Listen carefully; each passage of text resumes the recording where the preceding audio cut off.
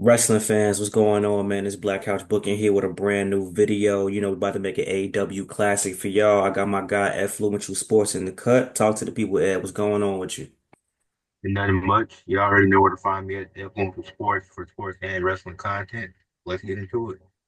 Let's go, man. Hey, All In will be coming up very soon. I know everybody excited for WrestleMania season, but we ain't forget about the AEW fans, the wrestling fans out there. So we're gonna talk about the matches that need to happen at All In. And keep in mind, we did come up with a lot of these matches before, current events that are going on. So I'm sure some of these might have changed over the course of time. But we want to give y'all, even the matches that we had, prior to, what's going on with AEW today. So I'm letting my dog Affluential Sports go. Let's talk about the 0 hour. Two matches. What are the two matches that you think should happen for the 0 hour show?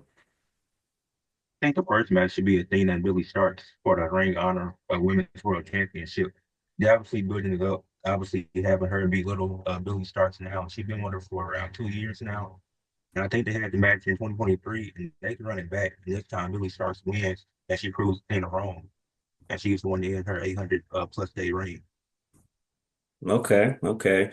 I'm trying to think by then, how many days could that? Because I think they're trying to get her close to 1,000 as possible. She I would think definitely be close to that. she'll be like nine something. I don't think it'll be 1,000 though. I'm trying to think. But I mean, that's not 200 days from now though, for sure. So, yeah. Yeah. I wouldn't be mad at it. I wouldn't be mad at it. I'm ready to see Athena on the main roster, which it seems like we're about to see regardless. So hopefully it might even end even before that. But I think that's a good match. I'm gonna throw the people for a swerve though.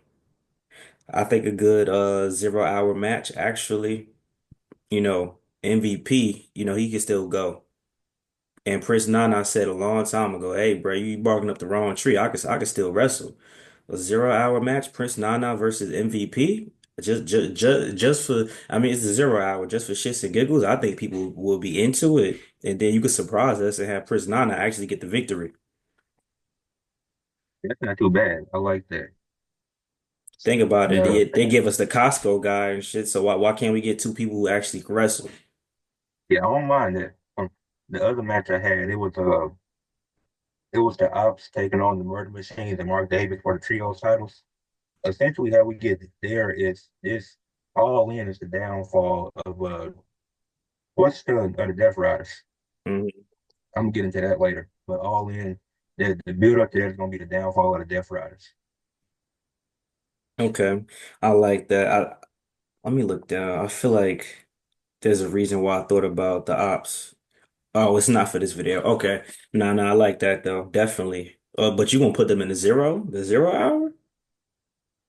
It's because it's something else that I want to do later in the show. Okay, got you.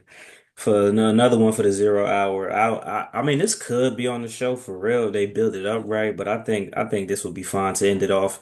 Um we gotta have the former acclaimed guys go against another, and Max Caster and Anthony Bowens. I think that would be a good match. And then who wins, I don't really care to be honest. I still think Max Caster has more potential, but I mean, it's just based off of character alone.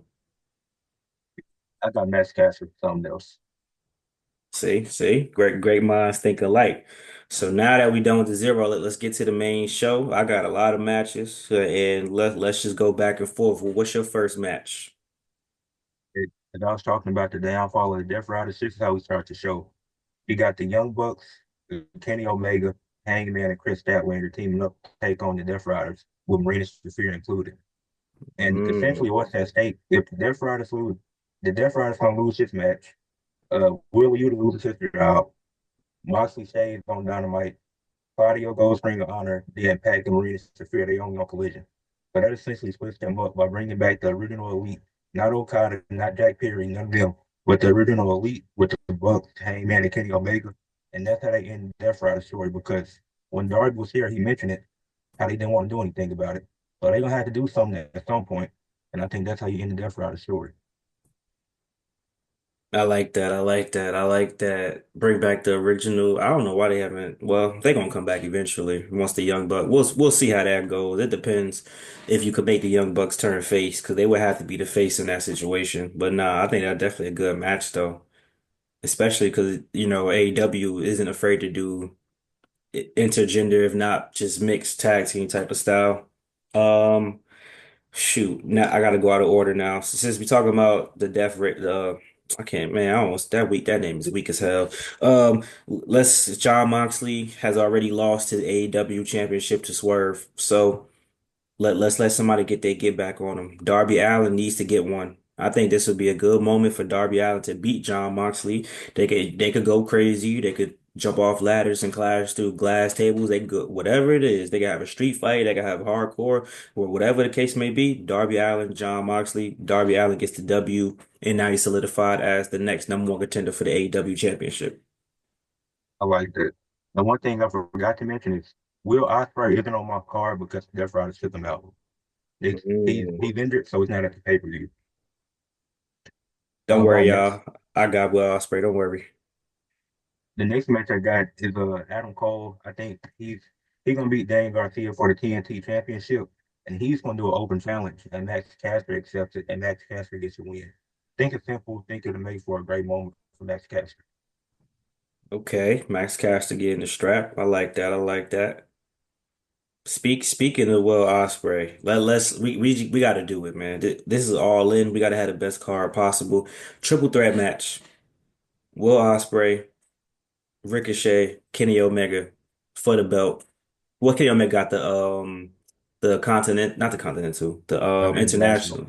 He got the international belt. Put the international belt on the line. Let Ricochet get the W. It's gonna be a great wrestling match overall. And I just really want Ricochet to get a strap. So getting that all in and being able to circle back because Will Ospreay and Ricochet was having problems, but we didn't really get to explore it too much. And then Kenny Omega just a casualty of war. So let's do it. Speaking of Ricochet, he's another guy left off the card for a really odd reason. So what I got Ricochet doing, he gonna retain his title on the Dynamite before and the 10-man battle royal. Then he gonna cut a promo after it, and he gonna call Texas a disgrace. He don't want to step in Texas. So then once AEW go back to Texas in like December or something, Tony Khan be like, you contractually obligated to come here. And then he's gonna be even bigger when he goes back there. Okay. Okay. And you said open shot. Well, you said I said damn. on Dynamite have it in like a 10-man battle royal or something, have him retain. Got you, got you. But for the next match I had, I got Megan Bayne defending the women's championship against Mercedes Moné. And I think this could lead to a fatal four-way all out. I would have Megan Bayne retain because Penelope Ford gets involved. And that's when you bring Camille back to have made it seem like she's still on Mercedes' side after she getting beat down after the match. Then in this story, you turn Camille and Penelope Ford face because they want the title too. Then you get the fatal four-way at all out. Mercedes wins there, and Megan Bayne don't have to take the pin. Great minds stick alike. I got Camille versus Megan Bayne straight up, but not for the title though. Just them straight up. Who's the most dominant? And I say you put Camille over because this will be her coming back. And then Megan Bang by this point in time has only lost essentially one time. And that one time is against Tony Storm, where Tony Storm actually defends the belt. And I'll get into that later as to who she's gonna face, but I'm pretty sure it's pretty obvious by now. Okay. Um, a triple threat tag team match. The Hurt Syndicate, Private Party, the Hound of Hell.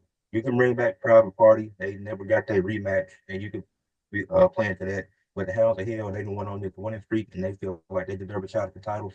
So both teams have valid arguments, and you do a triple threat tag team match, and you let the Hounds of Hell win. I like that. I ain't even think to put them on the card low key, but you said the Hurt Syndicate. So I got the Hurt Syndicate defending the belts against the Young Bucks, the returning Young Bucks. And I got the Young Bucks winning, to increase their prestige. And this is how you get the Hurt Syndicate to start focusing on singles accomplishments because they already had the tag team belts. And maybe the Young Bucks come out. It depends on how the fans react, but maybe the Young Bucks come out as the heroes in that situation. Yeah, I like that. That'd definitely be a fun one. Oh, Okada, he finally loses that belt to Kyle Fletcher. I think Kyle Fletcher, I think he's due for a title at this point, and I think having him win the Continental title, I think that'd be good for him. It'll be heel versus heel, but I think they can make it work. Damn, that's a good one. I had Okada versus Takeshita. And Okada loses so that he could be so then he had the international and the continental belt, and he's one of the best in the Don Callis family. So I mean, either way, he loses to somebody in the Don Callis family. So I'm cool with that, as long as he lose. Shit. The next match I had Swerve. He should be the champion going into All In, and I would have him defending against MJF, the biggest heel in the company. But I would have Swerve retain here. I think he needs a longer reign than his first one was. MJF, he'll get his moment again, but I think Swerve should go over in that match. I had the same thing. MJF versus Swerve for the strap, and Swerve retained because he beat John Moxley. So yeah, I had to say the same exact thing. So so I'll skip that. But let me see. I had an actual number one contenders match, like the immediate number one contenders match. The Darby Allin and John Moxley like a future thing, but the immediate number one contenders match is a multi-person match. Kyle Fletcher, Hangman Page, Jay White, Adam Cole, and I got Jay White taking the W, so he could immediately get a shot at Swerve. I like that. Jay White definitely. I wouldn't mind Jay White winning the Owen Hart Foundation Cup. I wouldn't be mad at that. Yeah, but I want he should be AEW champion at least one time before 2026, if possible. Yeah. For my main event, I went with a women's match for this one. Triple threat match for the TBS Championship. Athena, Mariah May, Tony Storm. Mm. Obviously, Tony Storm and Mariah May, they had one of the best women's fields in AEW history. You would probably have to do something goofy to get there, like a pickleball tournament or something.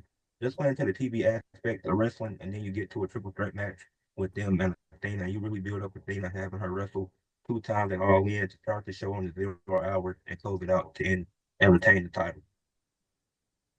I like that. I like that. So you think Athena gonna beat Mercedes? I mean, I wouldn't be mad if she did, to be honest. But if she beat her, all the belts got to be on the line. I want her to walk out with six belt, five belt. That would be crazy, bro. That's what I want to see. I got like three more matches. I think I might have went over, but okay. Oh, basically the rest are women's matches actually. So let's do it. I got number one contender for the um AW Women's Championship, Statlander versus Willow versus Julia Hart versus Jamie Hayter versus Deonna Purrazzo versus Queen Aminata Battle Royale, and I got Julia Hart winning. Even though she's not going to go on to win the AEW Women's Championship, it'll be just a great showing for her because I don't think anyone else is ready except for maybe Queen Aminata and then Chris Statlander. I don't think they know what to do with her, to be honest. And Willow, they ain't ready for that yet. That's a good idea to do a battle royal of one contenders match. Then I got a fun match. I think will be a fun match. No more contender for the TBS Women's Championship. We got Harley versus Mariah May. She can make a puppet for Mariah May. Mariah May is like, hey, listen, I don't need theatrics and stuff. I dealt with Tony Storm already, and then that's gonna be pretty much the story. And then you let Harley Cameron actually get the win, and then go on to actually win the TBS championship from that. That's what I don't know about. That's why I left Athena off the card. But let's just say I'm gonna say Mercedes Moné still retained at this moment in time. It wouldn't be And bad. Then you do a rematch for the title. in the grand finale, Tony Storm, Mercedes Moné, only for the AEW Women's Championship. That's my main event. Because Mercedes Moné retained against Athena and Tony Storm retained against Megan Bayne. And that's how I would cap it all off. I like that. Yeah, man. So that, you know what I'm saying, that's our thoughts on, All In, what we think should happen as far as the matches. I think All In this year is gonna be big. It's gonna be in Texas. So I'm looking forward to seeing what they do, what the presentation is, what's the setup. But I think it's definitely gonna be hella long like last year. I think last year it felt even longer. Cause didn't it come on early because it was in London or, was it in London, London? yeah, it So was. so maybe that was why it felt long. So maybe this year it might not be as long. But yeah, man, what's your thoughts? Do you think by then we'll have Tony Storm and Monet both have their belts, or are they gonna be just having a match straight up without belts involved? They might be having a match straight up without belts involved because I'm Hmm. trying. If they pushing Megan Bayne like this, I really don't see how she loses. I don't. I still think it's kind of early to do the match, but I can, at this point, I'm trying to see Megan Bayne winning. Then I imagine if they calling up Athena now and they want her to win that TBS title. But then my thing is, if Megan Bayne wins, who does she face? You know what I'm saying? Like I'm like, who would be where? Who would be like, oh yeah, that's a main event caliber or a show opener? Because obviously the main event going to be the AEW Men's Championship if Tony Storm is not the women's champion. Yeah, that's. I don't know. Maybe I could see her and Willow doing something as a opener or something in the middle, and she retains against Willow. But they build Willow up like how they used to build up Bailey with the hugger and the little dancing floaty things and stuff. I could see them doing something like that. Then make it Bane just crush everybody's dreams. You know what I'm saying? Maybe that could be cool, but I don't see her losing it. All right, man. Final thoughts on the well. Do you think that Tony Khan will actually get involved in All In at all? Because he hasn't been really doing too much on screen. But would you like to see Tony Khan maybe, get a Vince McMahon type of stunner or finisher hit to him, maybe MJF slaps him or something like that? Yeah, I think if MJF beating up Tony Khan would make me happy. I wouldn't mind seeing that. Well, he probably won't get involved, but if it is somebody to crash out, it's gonna be MJF. Facts. Hey, Tony, I'm gonna tweet you after this. I don't have Twitter, but I'm gonna find a way to reach you, bro. I got a good idea for you.